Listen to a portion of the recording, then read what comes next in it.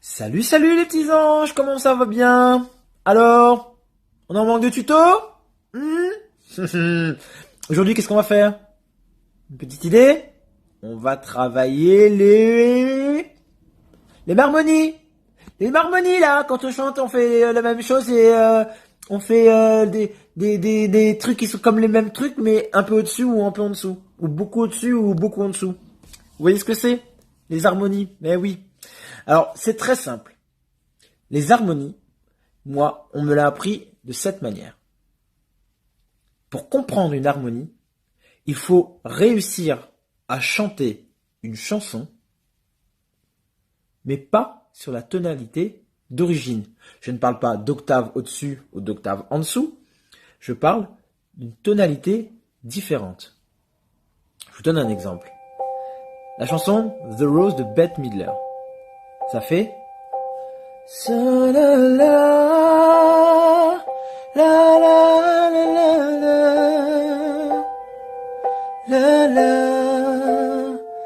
la la la. Ça c'est la tonalité originale. Et moi je fais la la la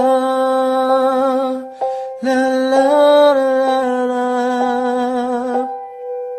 la la la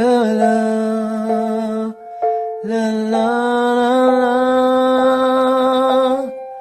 Ça, c'est une tierce mineure. C'est-à-dire que j'ai chanté la même chanson sans être faux, mais à une tonalité inférieure. Ça aurait pu être aussi à une tonalité supérieure. Et c'est comme ça que j'ai appris à comprendre comment fonctionnaient les harmonies. Chanter une autre chanson, enfin chanter la même chanson sur une tonalité différente, sans qu'à votre oreille ça fait qu'est-ce qu'il a fait là? C'est quoi ce bruit? C'est quoi cette chose? Voilà. Donc essayez. Premier tuto. Heureux. Donc tuto numéro 2. Bon, c'est vrai que ça peut être un peu barbant de chanter sur la même sur une chanson sur une voix lead de manière différente et compagnie, mais bon, ça vous permet de travailler l'oreille et je vous promets qu'au bout d'un certain temps, ça arrive pas vite, ça prend du temps pour certaines personnes, d'autres ça fait un déclic, mais pour certaines personnes ça peut prendre du temps. N'oubliez pas non plus qu'une harmo c'est fait pour embellir une chanson.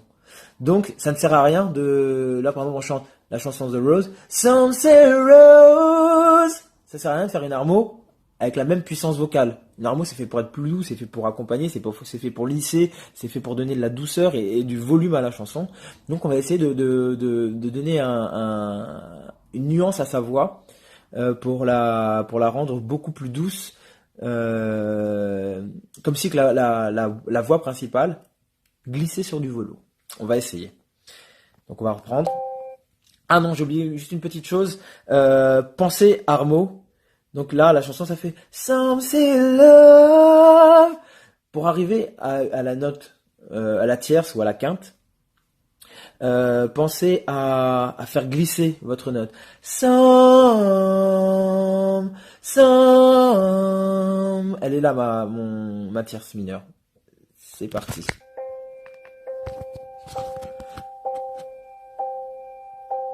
Some say love is a river, sad rose, the tender reed.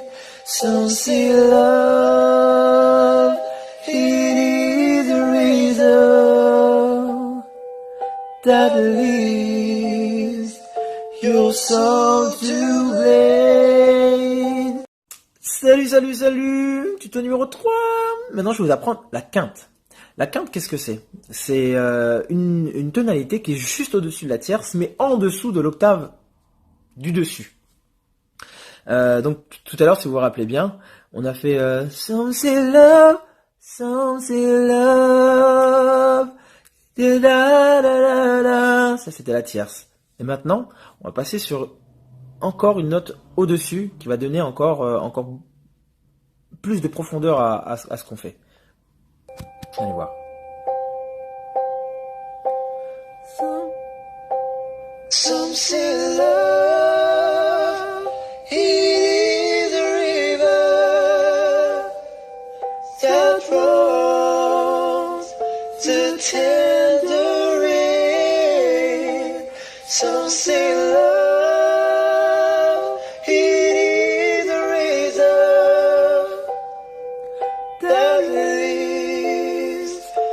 You're so to blame. Alors nous voici dans la quatrième partie, la quatrième manche. Et oui, ça passe vite, hein. Mais oui, déjà 4, ça veut dire que vous progressez super bien. Donc pensez bien à prendre étape par étape.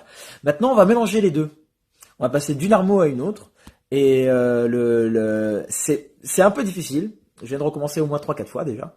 Mais ça va vous apprendre à entendre dans votre oreille et dans votre tête la note que vous allez atteindre sur le prochain passage. C'est-à-dire que quand vous allez chanter, dans votre tête, vous allez vous faire la petite glissade que je vous ai parlé tout à l'heure. Vous allez penser à ça pour pouvoir atteindre la quinte. Essayons ensemble et en musique solennelle. So say love, it is a river that flows the tender reed. So say love, it is a razor that leaves. Donc voilà, là je suis passé d'une note à une autre en grimaçant, mais moi c'est ma technique à moi que j'ai pour placer ma bouche par rapport à certaines notes. C'est moche, mais voilà, moi c'est comme ça que j'arrive à me mettre des images sur certaines notes à atteindre. Et donc voilà, travailler à passer d'une tierce à une quinte au-dessus et une quinte au-dessus, bien d'une tierce en dessous comme j'ai fait et une quinte au-dessus. Là, l'exercice est un peu plus périlleux parce que on augmente d'un octave un petit peu plus d'un octave. Mais voilà, l'exercice peut être simple et ludique. Voilà.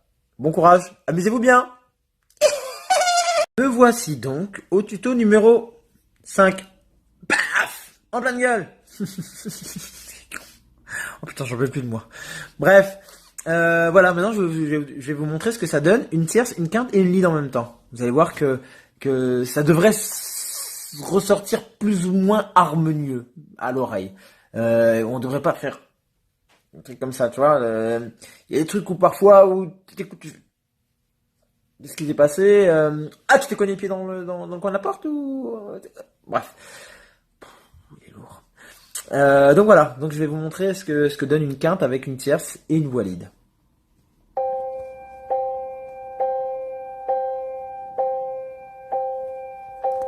Some say love, it is a river